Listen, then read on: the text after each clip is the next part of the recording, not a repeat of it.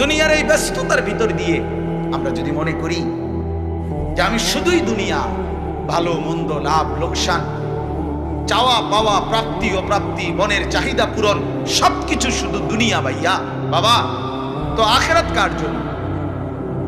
কবর কার জন্য? তাইলে নবীজি সাল্লাল্লাহু আলাইহি সাল্লাম কাকে তাইলে আখিরাত বুঝাইতে চাইছেন? আল্লাহর কোরআন এমন কোন সূরা নাই, কোরআন শরীফের 114টি সূরা, 114টি সূরার এমন কোন সূরা নাই, এমন কোন রুকু নাই কোরআনে যেখানে আখিরাতের কথা, পরকালের কথা আলোচনা নাই।